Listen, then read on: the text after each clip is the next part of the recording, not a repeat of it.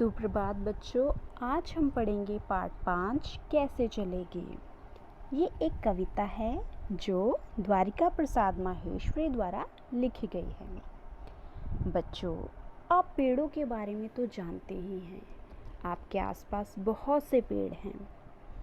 पेड़ों से हमें बहुत कुछ मिलता है।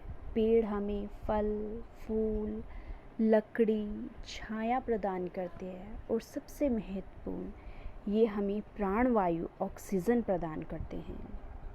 आज हम इस कविता में पेड़ों के बारे में ही पढ़ेंगे, इनके महत्व के बारे में पढ़ेंगे। तो चलो आज इस कविता को पढ़ते हैं। पेड़ सहकर धूप खुद, देते सभी को छाह अपनी, मदद करने को बढ़ाते डालियों सी बाह अपनी। हम सब जानते हैं कि पेड़ जो हैं धूप में उगते हैं। पेड़ स्वयं धूप में रहते हैं, लेकिन सबको क्या प्रदान करते हैं? छाया प्रदान करते हैं। मदद करने को बढ़ाते डालियों से बाह अपनी, और सबकी मदद करने के लिए अपनी डालियाँ फैला के रखते हैं, क्योंकि इन्हीं डालियों से हमें छाया प्रदान होती है। यही डालियाँ हमें फल प्रदान करती है, यही डालियाँ हमें फूल प्रदान करती हैं, लकड़ी प्रदान करती है और हर प्रकार से हमारी मदद करती है। इसीलिए ये डालियों रूपी बाहों को हमारी मदद के लिए फैला के रखती हैं। खींचते रहते निरंतर ये हवा गंदी हमारी, है हमें मिलती इन्हीं से प्राणवायु विशुद्ध सारी। खींचते रहते निरंतर, निरंतर मतलब लगातार। ये पेड़ लगातार हमारी गंदी हवा जो हमारे शरीर से बाहर गंदी हवा निकलती है, कार्बन डाइऑक्साइड, वह ये खुद ले लेते हैं, खींच लेते हैं। है हमें मिलती इन्हीं से प्राणवायु विशुद्ध सारी, विशुद्ध अर्थात स्वच्छ, और गंदी हवा के बदले ये हमें स्वच्छ वायु जो हमारे जीवनदायिनी है, जो हम सांस ले सकते हैं, जिससे प्राणवायु अर्थात जीवित रहने के लिए जो आवश्यक हवा है, और वह है ऑक्सीजन।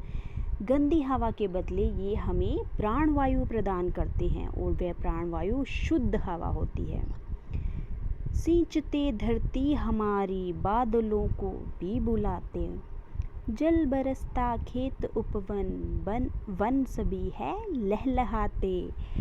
सींचते धरती हमारी, और जब हम पेड़ों को पानी देते हैं तो उसके साथ साथ हमारी पूरी धरती भी सींचती है।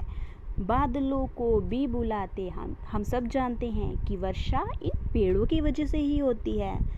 जल बरसता खेत उपवन, और जब जल बरसता है खेतों में, उपवन अर्थात बगीचा, वन अर्थात जंगल, सभी है लहलहाते, और ये सब लहलहाते हैं अर्थात खुशी से झूम उठते हैं, लहलहाने लगते हैं।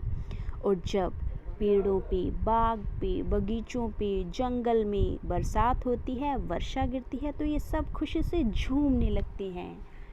जाए उनको काटते ही तो मिलेगी छाह कैसे, मदद करने को बढ़ेगी डालियों से बाह कैसे।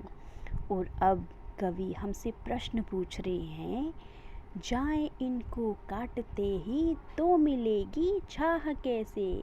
हम सब जानते हैं कि पेड़ बहुत काटे जा रहे हैं। कवि हमसे यही प्रश्न पूछ रहे हैं कि अगर हम इसी तरह से पेड़ काटते जाएंगे तो हमें छाया कहाँ से मिलेगी, मदद करने को बढ़ेगी डालियों सी बाह कैसे। और हमारी मदद करने के लिए, हमें फल, फूल, छाया, लकड़ी प्रदान करने के लिए डालियाँ कहाँ से आएंगी अगर पेड़ ही नहीं होंगे तो। और लेने सांस को फिर प्राणवायु कहाँ मिलेगी, प्राणवायु नहीं मिली तो जिंदगी कैसे चलेगी।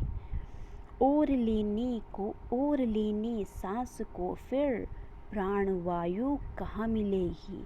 और अगर हम इसी तरह से पेड़ काटते रहे और पेड़ ख़त्म हो गए तो हमें प्राणवायु ऑक्सीजन कहाँ से मिलेगी?